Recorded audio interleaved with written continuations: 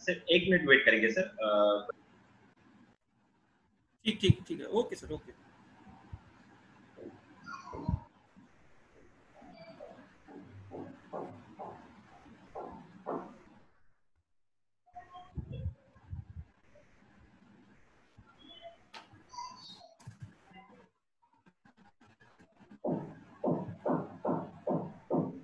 Dear students, आप अपना audio mute करके दीजिए। सिर्फ आज के गेस्ट हमारे और मेरा आवाज चालू रहेगा, बाकी सब आप म्यूट करके रखिए आपका आवाज। सर बच्चे जुड़ना चालू ऐसे ही रहेगा, अपन स्टार्ट करेंगे। सो डियर फ्रेंड्स, आज हमारे साथ कानपुर उत्तर प्रदेश से हमारे मित्र प्रोफेसर रविंद्र कुमार भाटिया सर हमारे साथ जुड़ गए हैं। सबसे पहले मैं लोकमान्य तिलक महाविद्यालय तथा कॉमर्स डिपार्टमेंट की तरफ से हमारे मित्र रविंद्र कुमार भाटिया सर का सबसे पहले बहुत बहुत स्वागत करता हूं और अभिनंदन करता हूं यहाँ पे। डियर स्टूडेंट्स, मैं आपको भाटिया सर का थोड़ा सा ब्रीफ इंट्रोडक्शन यहाँ पे देना चाहूंगा। हमारे मित्र भाटिया सर जो अभी प्रेजेंटली गवर्नमेंट डिग्री कॉलेज जो हरिपुर रायबरेली डिस्ट्रिक्ट में आता है, वहाँ पे वो सर्विस करते हैं। उनका क्वालिफिकेशन जो है वो एमकॉम, एमफिल और एमबीए किया है। सर ने अपना बेसिक अपना जो क्वालिफिकेशन है वो CSJM यूनिवर्सिटी कानपुर से कंप्लीट किया है। सर का रिसर्च नॉलेज बहुत ही तगड़ा है, ये मैंने पर्सनली जाना है, क्योंकि 2 साल पहले हम ग्वालियर में जब मिले थे तो सर का रिसर्च नॉलेज मैंने खुद अनुभव किया है। बहुत ही बड़ा नॉलेज है सर का रिसर्च फील्ड में। सर ने MSME शेयर मार्केट और ब्रांड इक्विटी में अपना रिसर्च स्पेसिफिकेशन किया है। इसके साथ ही सर को fundamentals and technical analysis of share market के बारे में भी बहुत रुचि है और स्पेशली रिसर्च मेथोलॉजी और SPSS के बारे में भी सर को बहुत रुचि है। सर भाटिया सर, मैं आपका फिर से एक बार लोकमान्य तिलक महाविद्यालय एवं कॉमर्स डिपार्टमेंट की तरफ से आपका बहुत बहुत स्वागत करता हूं और आपसे निवेदन करता हूं कि आप आज की क्लास की शुरुआत करें। Professor Bhatia sir, please sir. Thank you Manoj sir. आपके विद्यालय की तरफ से मुझे आमंत्रण मिला है, ये बच्चों को थोड़ा सा फंडामेंटल्स की बात करनी है और उसके बारे में बताना है। तो मैं बहुत आभारी हूँ कि आपने मुझे आपके कॉलेज के बच्चों से रूबरू होने का मौका दिया है और मैं थोड़ा सा अपना स्क्रीन शेयर करने जा रहा हूँ, तो आप बताइएगा कि हो रहा है कि नहीं हो रहा है। ठीक है, काइंडली सर स्क्रीन शेयर कर दीजिए। मनोज सर। हाँ ठीक है सर, कर रहा, अलाउ करिए। हो गया सर, कर दीजिए।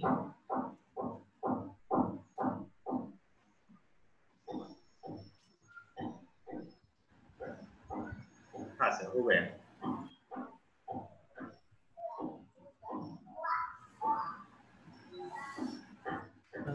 Myself Ravinder Kumar Bhatia from Government Degree College Haripur Niyasta Raebareli UP. I am working as assistant professor in Commerce Department.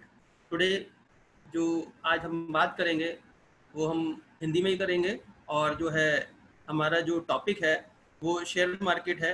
Share market में बेसिकली 2 तरह के एनालिसिस होते हैं, एक टेक्निकल एनालिसिस होता है, एक फंडामेंटल एनालिसिस होता है।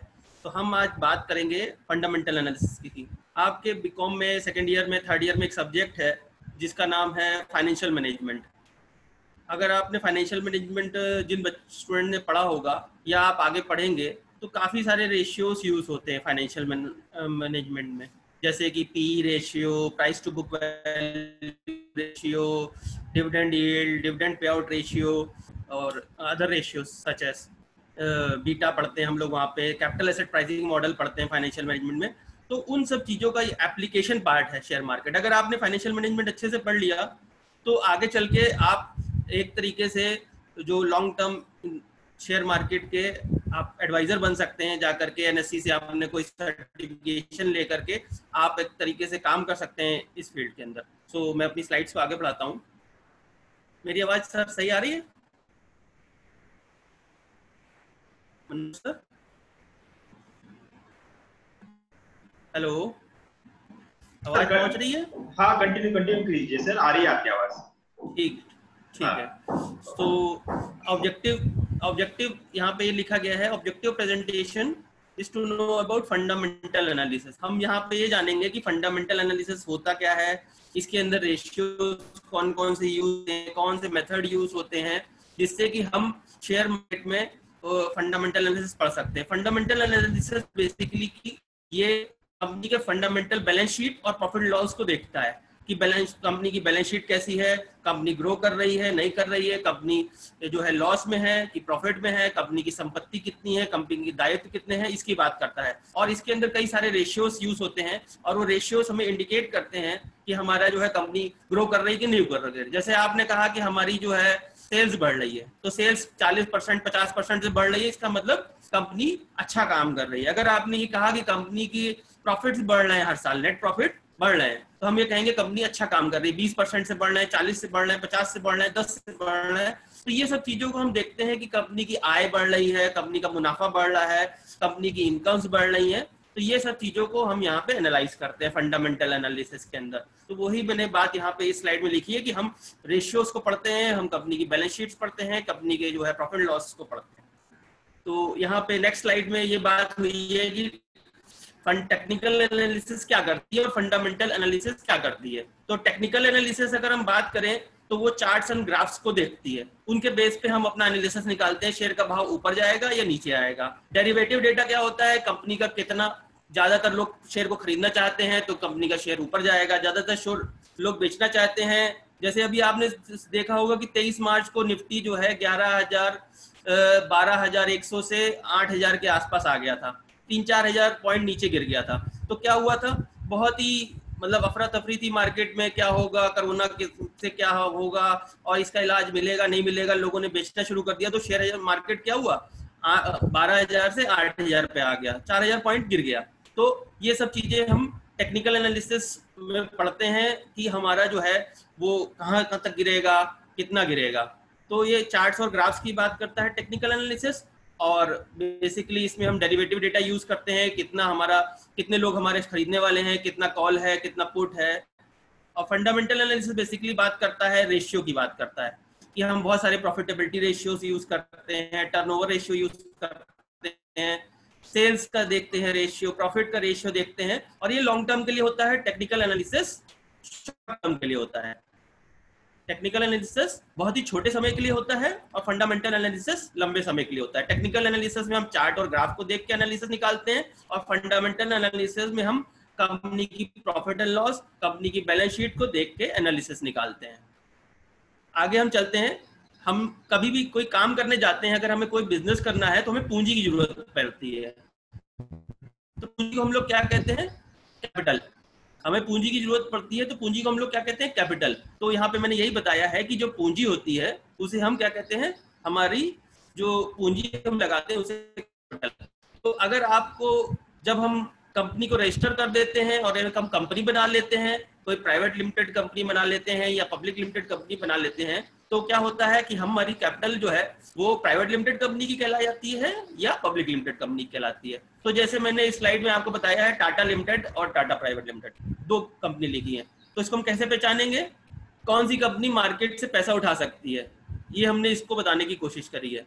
तो कौन सी कंपनी उठा सकती है, जिसके बीच में प्राइवेट नहीं लिखा है। टाटा लिमिटेड जो है लोगों से जाकर के पैसा उठा सकती है और टाटा प्राइवेट लिमिटेड क्या कर सकती है, पैसा नहीं उठा सकती है। जैसे अगर आपको एक कोई कंपनी बनानी है और आपके पास पैसा नहीं है तो आप क्या करेंगे, और वो अपनी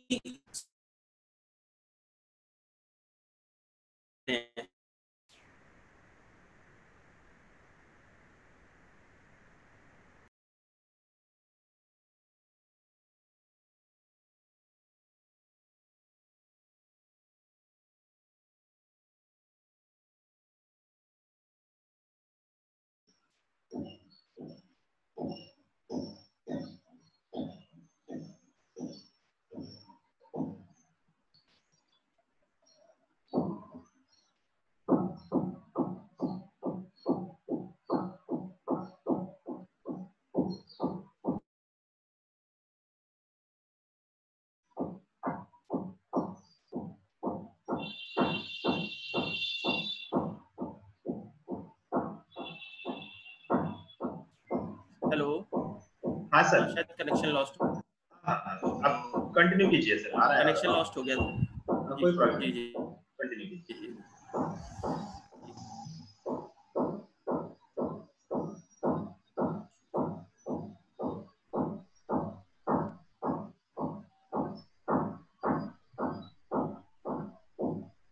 कंटिन्यू कीजिए सर। जी सर, जी सर।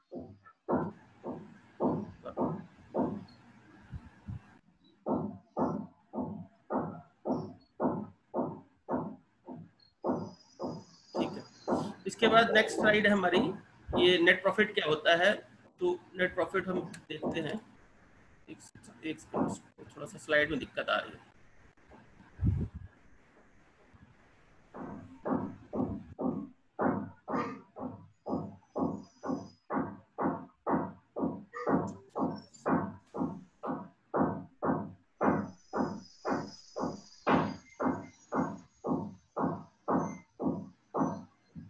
ठीक है, यहाँ पे थे हम लोग।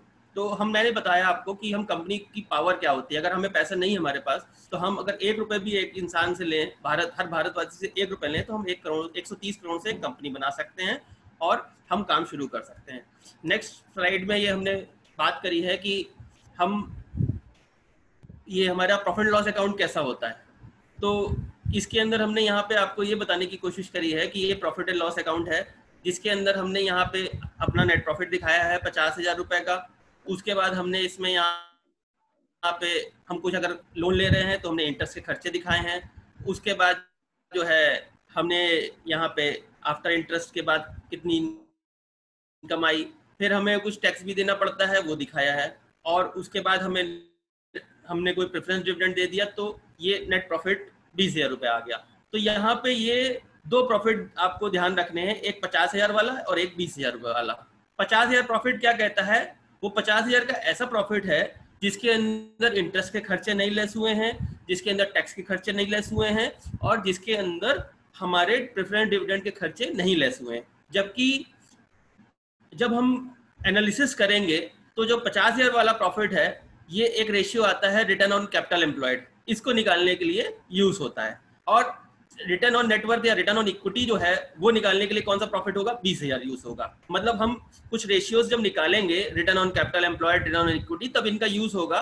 और ये जो 50,000 वाला जो प्रॉफिट दिखा रहा है यहाँ पे, 50,000 जो दिखा रहा है, ये 50,000 हमारा वो खर्चा है जिसमें सारे खर्चे अभी नहीं लेस हुए हैं, इंटरेस्ट के, टैक्स के और प्रेफरेंस डिविडेंड के। ये जो 20,000 वाला जो प्रॉफिट दिखा रहा है, ये वो प्रॉफिट है जिसमें सारे खर्चे लेस हो गए। तो ये प्रॉफिट जो होता है वो इक्विटी शेयर होल्डर का होता है।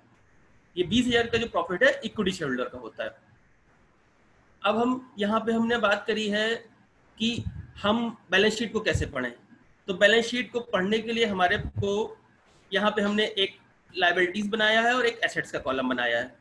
आप लोगों ने बैलेंस शीट्स, बीकॉम में आप लोग हैं तो first year, second year, third year में आप लोग पढ़ते होंगे, प्रॉफिट एंड लॉस अकाउंट बनाते होंगे, बैलेंस शीट बनाते होंगे। तो ये हमने एक ब्रॉड क्लासिफिकेशन किया है बैलेंस शीट का, जिसमें हमने यहाँ पे राइट हैंड साइड पे एसेट्स बताई हुई हैं। दिस इज नोन एज, 2 तरीके से क्लासिफिकेशन किया है, लॉन्ग टर्म एसेट्स और शॉर्ट टर्म एसेट्स, जिसको हम करंट एसेट्स भी कह सकते हैं। संपत्ति की बात करते हैं, जैसे आप लोग हिंदी में बनाते होंगे, तो संपत्तियां हमारी क्या होती हैं। तो लॉन्ग टर्म एसेट्स और short term assets. Long term assets में हमारी बिल्डिंग आ जाती है, प्लांट आ जाता है, शॉर्ट टर्म में कैश, डेटर वगैरह, ये सब आते हैं। इस तरफ अगर हम आते हैं लेफ्ट हैंड साइड में, अगर हम बात करें तो लेफ्ट हैंड साइड में हमारे जो है यहाँ पे हमारी लॉन्ग टर्म लायबिलिटी लिखी है और शॉर्ट टर्म लायबिलिटी लिखी है। तो यहाँ पे ये लॉन्ग टर्म डेप्ट और शॉर्ट टर्म डेप्ट, तो ये हमारी बैलेंस शीट की पोजीशन है। हमने इससे पहले प्रॉफिट एंड लॉस पढ़ा, इसके बाद हम बैलेंस शीट पढ़ रहे हैं। आप यूजुअली बीकॉम में भी आप पढ़ते होंगे, आपको बैलेंस शीट बनानी होती होगी। तो इससे हम क्या निकालेंगे, इससे हम निकालेंगे कि हमारी नेट एसेट कितनी है। नेट एसेट मतलब total asset minus total liability. सारी हम अपनी संपत्ति में से सारे दायित्व को माइनस कर दें तो वो क्या आता है, ओनर फंड आता है, कि मालिक ने कितना पैसा लगाया है। उस ओनर फंड को हम क्या कहते हैं, उसको हम ओनर इक्विटी भी कहते हैं, उसको हम नेट एसेट भी कहते हैं, उसको हम नेटवर्थ भी कहते हैं। तो ये हमारा एक बैलेंस शीट है जिसमें हमने एसेट्स लिखी हैं, संपत्ति लिखी है और इसमें अंदर दायित्व लिखे हैं। और दायित्व, संपत्ति में से अगर हम दायित्व को माइनस करेंगे तो हमारा क्या आ जाएगा, ओनर फंड आ जाएगा। ओनर जो बिजनेस में पैसा लगाता है, ओनर का कितना पैसा लगा है। तो यहाँ हम ये डिस्कस कर रहे हैं कि किसी कंपनी की अगर आपको बुक वैल्यू निकालनी है शेयर की, अगर हम ये चाहें कि हम किसी कंपनी का बुक वैल्यू देख लें कि शेयर की बुक वैल्यू कैसी है, तो बुक वैल्यू में से क्या करेंगे, सारी संपत्ति को जो है जोड़ लो, सारे दायित्व को जोड़ दो, संपत्ति में से दायित्व माइनस कर दो, तो हमारी एसेट्स आ जाएंगी कि ओनर का कितना पैसा लगा है। तो यहाँ पे ये निकाला गया है कि संपत्ति में से दायित्व माइनस कर दिया गया। तो यहाँ पे ऊपर लिखा है, जैसे देखिए, book value of share can be calculated by dividing net asset with the number of shares. जैसे सपोज दैट कि आपके कॉलेज में 100 बच्चे हैं और सबके पास जो है 100 रुपए हैं, तो 10,000 रुपए हो गए और 10,000 रुपए टोटल संपत्ति हो गई हमारी, और 100 बच्चों से डिवाइड कर दिया तो हर बच्चे के पास कितनी संपत्ति आई, 100 रुपए आई। तो उसी तरीके से हम कंपनी की सारी एसेट्स में से सारी लायबिलिटी को लेस कर देते हैं और उसके बाद जो हमारा जो नेट एसेट बचता है उसको नंबर ऑफ शेयर से डिवाइड कर देते हैं। नंबर ऑफ शेयर्स मतलब किसी कंपनी 5 लाख शेयर्स इशू किए हैं, किसी ने 10 लाख इशू किए, किसी ने 20 लाख इशू किए हैं, तो कितने शेयर्स हैं उससे अगर हम डिवाइड कर देंगे तो कंपनी की नेट एसेट आ जाएगी। तो बुक वैल्यू हम कैसे निकालना सीखेंगे कि कंपनी की बुक्स के हिसाब से आज अगर हम किसी कंपनी में इन्वेस्ट करने जा रहे हैं तो उसकी एक्चुअल में उसकी वैल्यू क्या है उस कंपनी की। भाई कोई शेयर, जैसे एचडीएफसी बैंक है, एचडीएफसी बैंक आज 2,000 रुपए में ट्रेड हो रहा है या 1,000 रुपए में ट्रेड हो रहा है मार्केट में, लेकिन हम ये देखें कि एक्चुअल वैल्यू क्या है, क्या वो अपनी बुक वैल्यू से ऊपर जा रहा है कि नीचे जा रहा है, मतलब एक्चुअल वैल्यू से ऊपर जा रहा है कि नीचे जा रहा है। तो वो हम कैसे देखते हैं, हम उसकी संपत्ति में से सारे दायित्व माइनस करते हैं और उसके बाद उस जो बचा है, ओनर इक्विटी बची है, उसको हम नंबर ऑफ शेयर से डिवाइड कर देते हैं। तो इस तरीके से हम निकाल सकते हैं बुक वैल्यू शेयर। तो आज जैसे एचडीएफसी बैंक 1050 रुपए में फ्लोट हो रहा है मार्केट में, लेकिन अगर आप उसकी बुक वैल्यू देखेंगे तो बुक वैल्यू उसकी में भी 300-400 हो सकती है। तो शेयर्स हमेशा अपनी बुक वैल्यू से ऊपर ज्यादातर ट्रेड करते हैं, कई बार बुक वैल्यू के नीचे भी ट्रेड करते हैं। तो ये बुक वैल्यू ऑफ शेयर एक इंडिकेटर होता है हमारा कि हम शेयर को सस्ते में खरीद रहे हैं कि महंगे में खरीद रहे हैं। अगर वो बुक वैल्यू से ऊपर ट्रेड कर रहा है शेयर तो इसका मतलब वो अभी महंगा है, अगर वो बुक वैल्यू से नीचे कर रहा है तो इसका मतलब वो सस्ता है। तो हम ये देख सकते हैं बुक वैल्यू ऑफ शेयर को निकाल करके, संपत्ति में से दायित्व माइनस किया, उसके बाद हमारी जो बची वो नेट एसेट बची, उसको नंबर ऑफ शेयर से डिवाइड कर दिया तो हमारी बुक वैल्यू आ गई। तो बुक वैल्यू ऑफ शेयर यहाँ पे हमने कैलकुलेट करके दिखाया हुआ है, net asset divide by number of shares. Net asset को नंबर ऑफ शेयर से डिवाइड कर देते हैं तो हमारी बुक वैल्यू आ जाती है। मूविंग फॉरवर्ड, यहाँ पे हमने ये देखिए कैलकुलेट किया हुआ है, एचडीएफसी बैंक का मान लेते हैं, हमने एक एग्जांपल ले लिया है। तो यहाँ पे ये दिखा रहे हैं हम कि ओनर इक्विटी जो है एचडीएफसी बैंक की 1,76,000 करोड़ है। ठीक है, इन करोड़ में है फिगर 1,76,358 करोड़। ठीक है, ओनर इक्विटी, और नंबर ऑफ शेयर्स कितने हैं, 548 करोड़। तो हमारी बुक वैल्यू कितनी निकल आई, 321 रुपए हमारी बुक वैल्यू निकाला। लेकिन अगर आप आज जाएंगे, टीवी खोलेंगे और बुक वैल्यू देखेंगे एचडीएफसी बैंक की कितनी है, तो वो दिखाएगा 1050 रुपए। तो इससे हमें ये पता चलता है कि एचडीएफसी बैंक अपनी बुक वैल्यू से मार्केट में आज ऊपर ट्रेड कर रहा है। कई कंपनीज की आप खोल के देखेंगे बुक वैल्यू, तो वो बुक वैल्यू से नीचे भी ट्रेड कर सकते हैं। तो यहाँ से ये बुक वैल्यू का पार्ट हो गया। अब मार्केट वैल्यू क्या होती है शेयर की, भाई किसी चीज की मार्केट वैल्यू क्या होती है, जैसे आप बाजार गए, टमाटर खरीदने गए आप मान लीजिए, तो टमाटर क्या है, 100 रुपए किलो मिल रहा है आज, और कभी ऐसा भी होता है कि 10 रुपए में भी मिलता है टमाटर। तो मार्केट में जिस चीज में हमें सामान मिले उसे कहते हैं मार्केट वैल्यू ऑफ शेयर। कि हमें जब हम कोई चीज खरीदने गए हैं तो मार्केट में हमें वो 10 रुपए में मिल रही है कि 100 रुपए में मिल रही है। कभी ऐसा भी होता है कि 10 रुपए किलो टमाटर बिकता है, कभी ऐसा होता है कि 100 रुपए किलो टमाटर बिकता है। तो हम अपनी चीज को कितने में खरीद सकते हैं। तो बुक वैल्यू हमारी एचडीएफसी बैंक की कितनी थी, 321 रुपए थी, लेकिन मार्केट वैल्यू क्या है, ज्यादा भी हो सकती है, 1000 भी हो सकती है। तो यहाँ पे हमने यही बात करी है कि मार्केट वैल्यू ऑफ शेयर वो मोर भी हो सकती सकती है या लेस भी हो सकती है बुक वैल्यू से। It depend on performance of the company in the market and buying and selling interest of buyers and sellers. मतलब कितने ज्यादा लोग खरीदने वाले होंगे उतना ज्यादा होगी मार्केट वैल्यू, जितना कम लोग खरीदने वाले होंगे उतनी कम होगी। अब हमारी मार्केट वैल्यू कभी बढ़ भी जाती है, कभी गिर भी जाती है। जैसे अभी हम बताएं आपको कि HDFC बैंक का शेयर अगर अभी आप जाएं थोड़े दिन पहले का 23 मार्च का डेट देखें तो क्या था कि वो 800 रुपए के नीचे बिक रहा था, 750 रुपए 760 रुपए में HDFC बैंक बिक रहा था। आज वो HDFC बैंक कितने बिक रहा है? 1050 में बिक रहा था। उस समय कोई नहीं था खरीदने वाला तो वो शेयर 750 में बिक रहा था। अब आज ज्यादा लोग खरीदने वाले हैं, डर कम हो गया है, तो क्या है कि ज्यादा लोग खरीदने वाले हैं तो वो शेयर की वैल्यू 1050 हो गई है।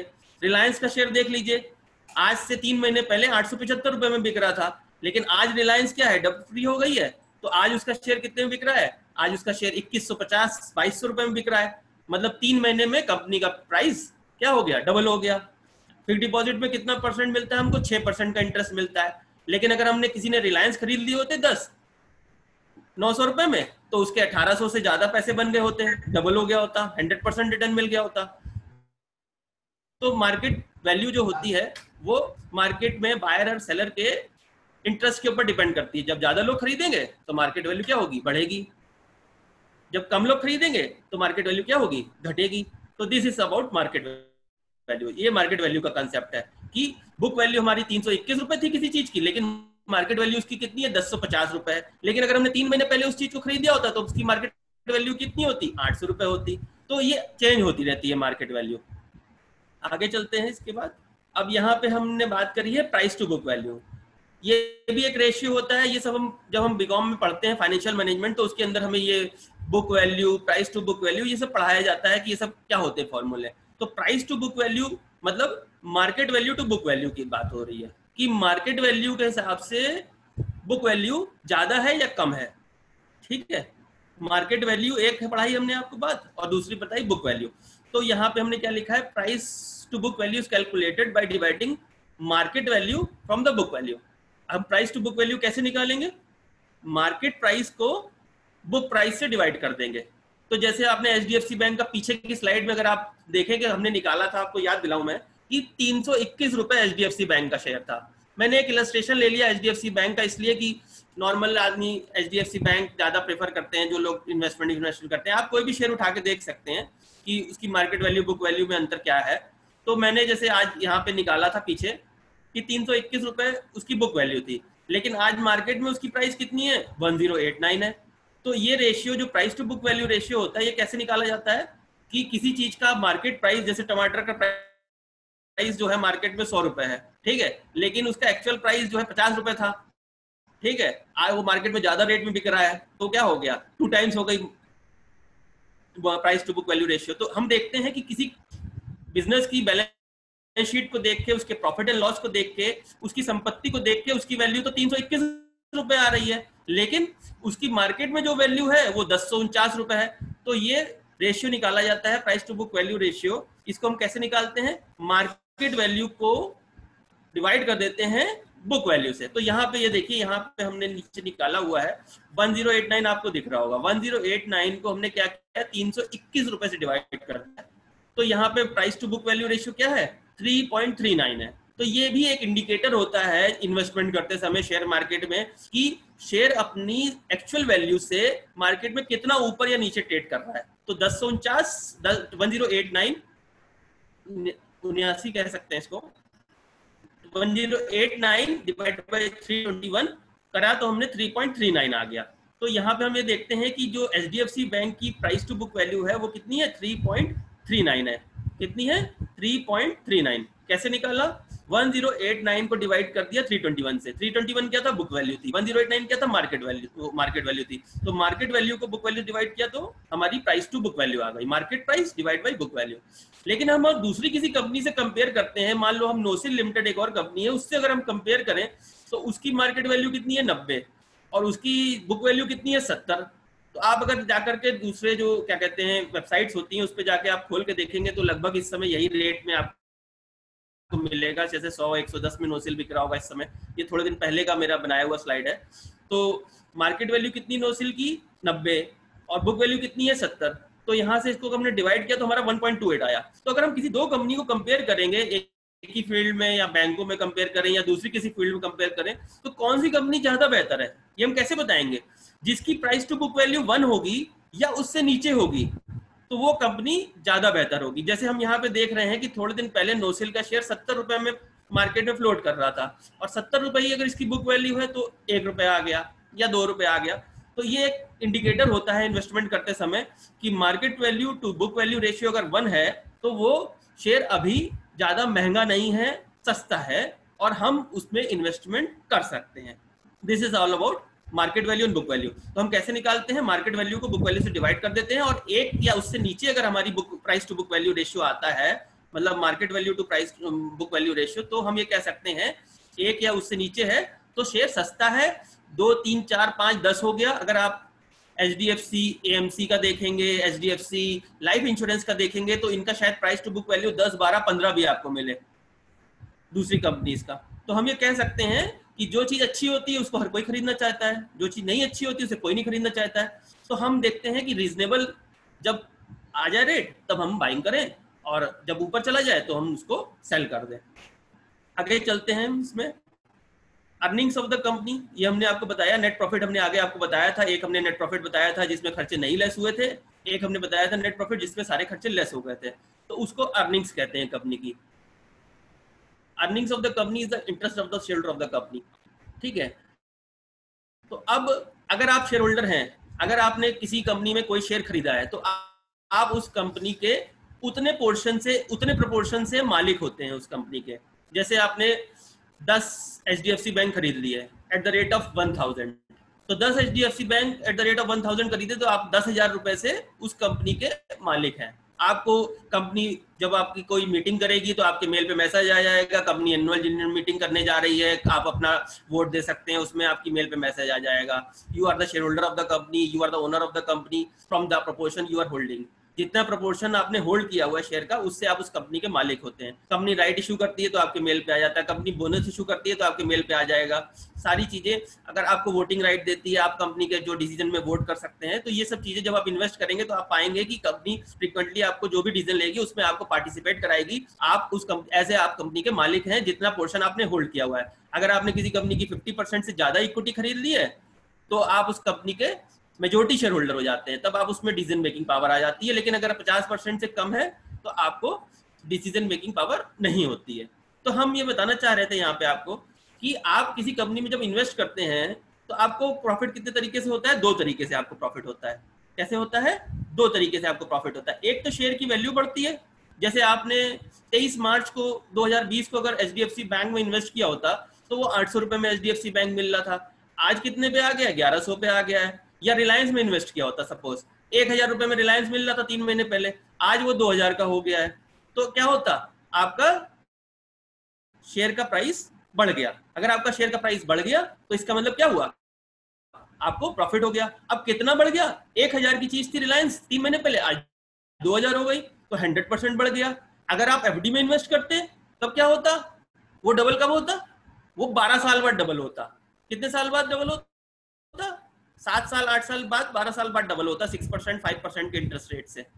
तो यहाँ पे क्या हुआ? 3 महीने में डबल हो गया। तो एक तो शेयर प्राइस कैसे बढ़ता है, एक तो प्रॉफिट कैसे होता है, अब आपका जो शेयर का प्राइस बढ़ा। दूसरा प्रॉफिट शेयर होल्डर को कैसे होता है? जब कंपनी आपको कैश में डिविडेंड देती है। जब कंपनी प्रॉफिट्स कमाती है तो उसमें कुछ, डिविडेंड को क्या कहते हैं हिंदी में? लाभांश। लाभांश माने लाभ का अंश। तो जब कंपनी प्रॉफिट कमाती है तो उस प्रॉफिट में से थोड़े पैसे निकाल के शेयर होल्डर्स को कैश में बांट देती है। तो शेयर होल्डर कैसे प्रॉफिट कमाता है? 2 तरीके से। एक तो शेयर की वैल्यू बढ़ती है, और दूसरा क्या होता है? दूसरा उसको डिविडेंड मिलता है कैश में। तो इस तरीके से हमें प्रॉफिट होता है।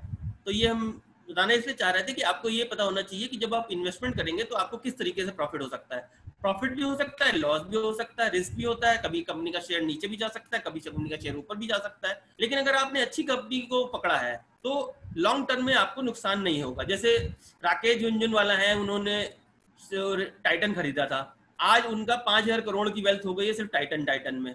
और वो शेयर्स बढ़ गए धीरे धीरे करके, कंपनी ने बोनस दिया, डिविडेंड दिया, तो वो धीरे धीरे करके बढ़ते रहे, तो वो काफी सारे शेयर्स उनके बढ़ गए, शेयर की वैल्यू भी बढ़ गई, कुछ कंपनी ने उनको डिविडेंड भी दिया। तो उनका जो इन्वेस्टमेंट काफी टाइम में 20-25 साल में बहुत ज्यादा बढ़ गया और उनके एक ही कंपनी में 6,000 करोड़ रुपए लगे हुए हैं लगभग टाइटन में। तो शेयर होल्डर को कैसे प्रॉफिट मिलता है? पहला आपका जो है प्राइस बढ़ता है और दूसरा आपको कैश में कंपनी डिविडेंड देती है, लाभ का अंश दे देती है, लाभांश। तो ये वही चार्ट है, यहीं पे हमने आपको ये बताने की कोशिश करी है कि यहाँ पे 50,000 रुपए का एक प्रॉफिट आ रहा है जो कि जिसमें खरे खर्चे नहीं लगे हुए हैं, 20,000 के खर्चे, ये यहाँ सारे खर्चे डिडक्ट हो गए। ये हमने आपको इसलिए बताया है कि 50,000 रुपए आपको एक रेशियो निकाला जाएगा आगे रिटर्न ऑन कैपिटल एम्प्लॉयड कि नेट प्रॉफिट हमारा जो है और जो हमारी कैपिटल एम्प्लॉयड है, जो हमने पूंजी लगाई थी, उसके कंपैरिजन हम करते हैं। जो हमारा प्रॉफिट आया सारे खर्चे काटने से पहले, मतलब हमने बाकी ऑफिस के एडमिनिस्ट्रेशन के खर्चे हटा दिए, अपने जो चाय पानी नाश्ते के खर्चे हटा दिए, रेंट वेंट हटा दिया, मकान किराया हटा दिया, उसके बाद जो नेट प्रॉफिट आता है अर्निंग, उसे कहते हैं बिफोर इंटरेस्ट एंड टैक्स। उस प्रॉफिट पे निकाला जाता है return on capital employed. Return माने प्रॉफिट और कैपिटल एम्प्लॉयड माने पूंजी। और जो 20,000 रुपए ये नीचे दिखा रहा है, इस पे निकाला जाता है रिटर्न ऑन नेटवर्थ कि शेयर होल्डर का कितना प्रॉफिट है। रिटर्न ऑन कैपिटल एम्प्लॉयड निकालते समय जो हमारा लोन होता है वो भी इंक्लूडेड होता है हमारी कैपिटल में। लेकिन जब हम ये 20,000 का प्रॉफिट निकालते हैं, नीचे वाला रिटर्न ऑन नेटवर्थ जब निकालते हैं, तो इसमें हम बाहर की डेब्ट नहीं लेते हैं, लोन नहीं लेते हैं। जो हम बैंकों से लोन लेके आ रहे हैं वो हम उसको नहीं लेंगे, उसमें सिर्फ हम उसमें ओनर की कैपिटल को ही लेंगे। तो हम आगे चलते हैं। तो यहाँ पे इसको आपको थोड़ा सा ध्यान रखना है।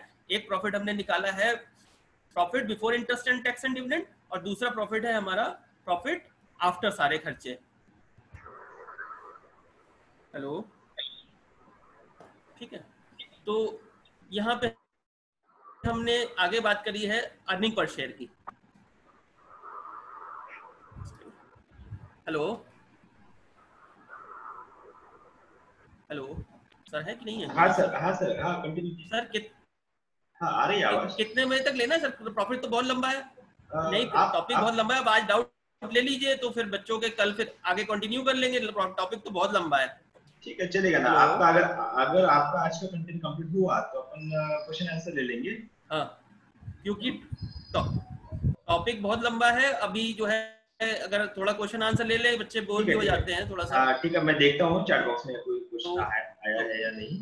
हाँ, किसी को कोई क्वेश्चन हो, क्योंकि टॉपिक जो है वो काफी लंबा है। अच्छा, मैं एक बार चेक कर लेता हूँ सर चैट बॉक्स में कोई क्वेश्चन है। हाँ, किसी को कोई क्वेश्चन हो तो वो माइक खोल दीजिए, माइक से पूछ ले अगर ऐसे पूछना हो तो। नहीं सर, चैट बॉक्स में है क्वेश्चन। एक क्वेश्चन है सर, क्वेश्चन मैं आपको बता देता हूँ sir. Minimum and maximum book value के कुछ रूल्स होते हैं क्या?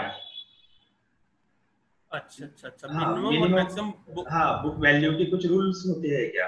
यानी कि कंपनी जब बुक वैल्यू कितना निर्धारित करती है उसके बारे में कुछ रूल है क्या? ऐसा शायद ऐसा ऐसा कोई रूल सर मैंने नहीं पढ़ा है, और जहां तक मेरी समझ है नहीं होता है। लेकिन जो है वो जब हम कंपनी की सारी संपत्ति को उसके नंबर ऑफ शेयर से डिवाइड करते हैं तो ऑटोमेटिकली निकल आता है। अगर आपकी संपत्ति 10 लाख करोड़ की है तो वो निकल आएगा, नंबर ऑफ शेयर से डिवाइड करेंगे तो निकल आएगा बुक वैल्यू। अगर आपकी 1 लाख करोड़ की संपत्ति हो गई तो उसकी वैल्यू निकल आएगी। अगर आप 1 लाख करोड़ की हो गई तो भी उसकी वैल्यू आ जाएगी। तो ऐसा कोई रूल नहीं होता है। जैसे अब आपको मैं एक बताऊं कि सिंटेक्स प्लास्टिक एक कंपनी थी या डीएचएफएल एक कंपनी थी। उस कंपनी का प्राइस 650 था थोड़े दिन पहले। कंपनी ने फ्रॉड किया, आज उसकी वैल्यू जो है वो 12 रुपए हो गई है, डीएचएफएल की वैल्यू। तो ऐसा कोई ऐसा रूल नहीं है। कंपनी की एसेट्स कुछ बची नहीं तो नंबर ऑफ शेयर से डिवाइड करेंगे तो बुक वैल्यू माइनस निगेटिव में चली जाएगी। और अगर हमारी कंपनी अच्छा कर रही है, जैसे रिलायंस है, तो हमारी बुक वैल्यू अच्छी हो जाएगी। तो कंपनी की लायबिलिटी को जो नेट इक्विटी आ गई, ओनर इक्विटी आ गई, उससे हमने डिवाइड किया नंबर ऑफ शेयर से, तो कई बार माइनस में भी चली जाती बुक वैल्यू। ठीक है सर। अच्छा, दूसरा क्वेश्चन है, कोई कंपनी अपने मार्केट वैल्यू को आर्टिफिशियली बढ़ा सकती है क्या? जी सर, बहुत सारे ऐसे फ्रॉड हुए हैं पास्ट में जो शो करता है कि कंपनी ने बहुत ही जो है आर्टिफिशियल दिखाया है। तो सबसे बड़ी चीज, जब आप शेयर मार्केट में जाते हैं तो मैनेजमेंट इज 90%। उसके बाद जो है कंपनी का जो है मैनेजमेंट सबसे पहले आपको देखना पड़ता है, इट ऑल अबाउट 90%। और उसके जो प्रॉफिटेबिलिटी रेशियोज हैं वो जो है 9% और 1% अदर्स में आता है। तो हमें सबसे पहले ये देखना होता है कि मैनेजमेंट ईमानदार है कि नहीं है। जैसे मैं आपको बहुत सारे घोटाले बता सकता हूँ। सत्यम का घोटाला हुआ था, सत्यम ने सारा पैसा कहीं और डाइवर्ट कर दिया, मिटास एक कंपनी बनाई, SATYM सत्यम, और उसका उल्टा MAYTAS मिटास। तो उसने सारा अपना जो है पैसा वो करके IT कंपनी से एक इंफ्रास्ट्रक्चर कंपनी में डाल दिया, और उसके बाद वो कंपनी को प्रॉफिट्स को बैलेंस शीट्स को इन्फ्लेट करता रहा, और अल्टीमेटली जब वो भेद खुला तो वो जीरो थी। ऐसे ही DHFL का भी हुआ है, ऐसे ही सिंटेक्स प्लास्टिक हुआ है, ऐसे ही ILFS डिफॉल्ट हुआ है। तो बहुत सारे साल 2 साल में 4 5 6 डिफॉल्ट होते रहते हैं। तो सबसे पहले जब भी आप कहीं शेयर मार्केट में जाएं तो सबसे पहली क्वेश्चन चीज है मैनेजमेंट इंटीग्रिटी चेक करें कि मैनेजमेंट ईमानदार है कि नहीं है। अगर मैनेजमेंट ईमानदार नहीं होगा तो आपके पैसे जीरो हो जाएंगे। तो हम ये कह सकते हैं कि हमेशा कंपनी ऐसा करती रहती हैं और सेबी के पकड़ में नहीं आ पाती हैं। जैसे अभी कार्वी ने घोटाला किया, 2000 करोड़ के जो पैसे थे उसको अपनी इंफ्रास्ट्रक्चर कंपनी लगा दिया, जबकि उसको इसका राइट नहीं था कि वो उन पैसों को, शेयर होल्डर के पैसों को कहीं दूसरी जगह यूज कर सकती है। शेयर होल्डर के पैसे उन जो इन्वेस्टर्स हैं, ब्रोकर, उनके फायदे के लिए यूज कर सकता है, अपनी किसी प्राइवेट कंपनी के लिए नहीं यूज कर सकता है। तो ऐसा कंपनी करती रहती हैं। तो हमें मैनेजमेंट इंटीग्रिटी पहले देखनी पड़ेगी, या तो हम म्यूचुअल फंड के थ्रू चले जाएं, वो सबसे बेटर रूट है। जी सर। नेक्स्ट है किसी कंपनी का शेयर परचेस करना है तो केवल प्राइस टू बुक वैल्यू ही देखना चाहिए क्या?